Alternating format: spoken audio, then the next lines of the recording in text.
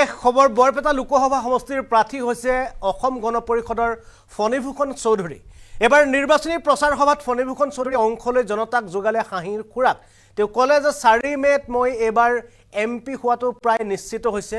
এতিয়া মই ভাবি আছো আসলতে 4 মে'ত মই কি ড্ৰেছ পিন্ধিম। আৰু ফণীভূষণ চৌধুৰীয়ে জনতাক সম্বোধন কৰি কি ক'লে এবাৰ আমি ফুল পেজ মাধ্যমেৰে জনাবলৈ চেষ্টা কৰিছো।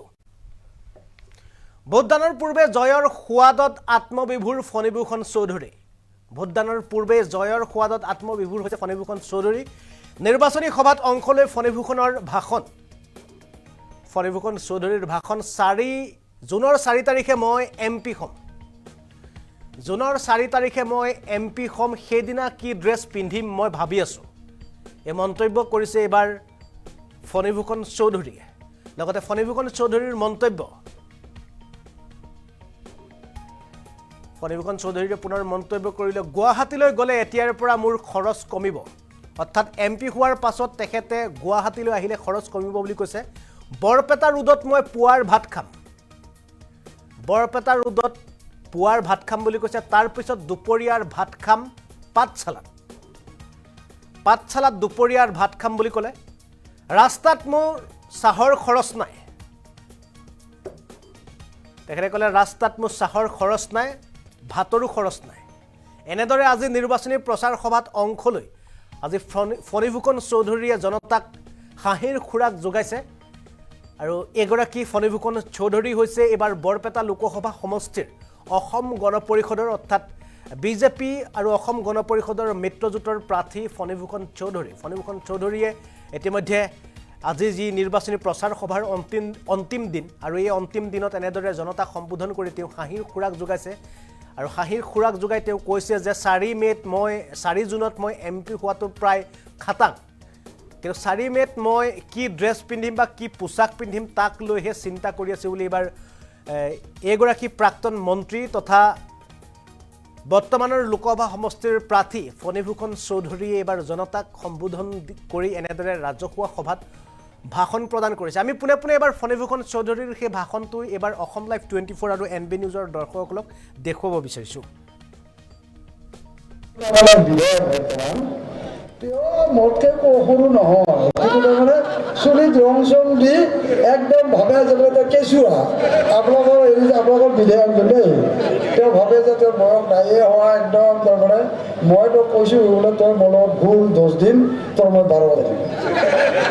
এতিয়া আজি মই ইয়াত আহিছোঁ, মই ভাত খোৱা নাই, মই চাহো খোৱা নাই, মই ইয়াত আছোঁ। এই অৱস্থাটো তাৰমানে মই সেইকাৰণে কৈছোঁ, তাৰমানে মোৰ লগত কিহত বঙাইগাঁৱৰ পৰা মোৰ লগত গুৱাহাটী যাব টান পাব। তলত ৰাস্তাত আমি বঙাইগাঁৱত ঘৰত উঠোঁ, দিছপুৰত নামো, ৰাস্তাত যোৱালৈ নাই। তাৰমানে মই কৈছোঁ এজন মোৰ লগৰ কৈছে পন্যাত মই তোৰ লগত নাযাওঁ। বোলে কিয়? তই ৰাস্তাত পেচাব কৰিব নানামা, চাহ খাব নানামা, তোৰ লগত কি যাব? এই অৱস্থাটো। গতিকে যিয়ে নহওক এইবিলাক আমাৰ কথাটো কৈ লাভ নাই। কিন্তু মই মুঠতে আপোনালোকক কৈছোঁ যে মই নিজে কনফিডেণ্ট, মই তাৰমানে পূৰা তাৰমানে বিশ্বাসী যে মই এমপি হৈ গৈছোঁ। মই বিশ্বাসী যে মই এমপি হৈ গৈছোঁ, মই এমপি হৈ যাম। আৰু এতিয়া কিমান বছৰ ব্যৱধানত এমপি হ'ব এইটো ডাঙৰ কথা নহয়, কিন্তু মই এমপি হ'ম। এই কথাটো মই তাৰমানে মোৰ পূৰা দৃঢ় বিশ্বাস। আৰু আপোনালোকৰ যি সমৰ্থন, আপোনালোকৰ যি সহযোগ, আপোনালোকৰ যি মৰম মই পাই আছোঁ ইয়াৰ প্ৰতিটো অঞ্চলত।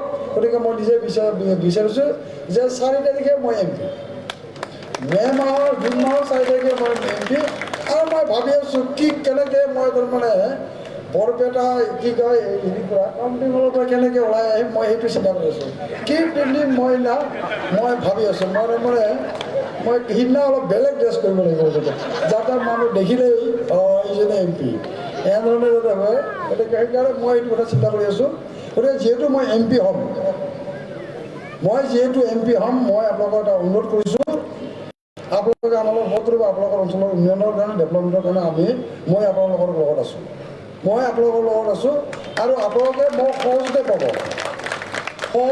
এইটো বস্তু মোক বিচাৰি যাব লগা নহয়। মই গুৱাহাটীত ইফালেদি যাম, মোৰ কোনোবাই ইচ্ছা যাব যে সোমাই গ'লোঁ, কোনোবা ইচ্ছা তাৰমানে মোৰ দাদাজনে কয় বোলে ছাৰ কি হ'ল, এতিয়াতো আপুনি গুৱাহাটীত এতিয়া আমি 2.5 ঘণ্টা 3 ঘণ্টাত গৈ পাওঁ, আপুনিতো MP হ'লে গুৱাহাটীত গৈ পাওঁতে 8 ঘণ্টামান লাগিব তাৰমানে তেওঁ কয় তাৰমানে 8 ঘণ্টা লাগিব নেকি ৰাস্তাত সোমাই যাম গৈ থাকিম নহয় আৰু মই এতিয়া ভাবিছে তাৰমানে ঘৰত ঘুমৰ পৰা উঠি আহিয়ে ফোন কৰি দিম বোলে বৰপেটা বোলে মই গৈ আছোঁ ভাই মই তাতে মাৰ ভাত খাম তাৰপিছত বোলে পাঠশালাত বোলে মই দুপৰীয়া ভাত খাম মই এই বস্তুটো মোৰ কিন্তু সুবিধা হৈ গ'ল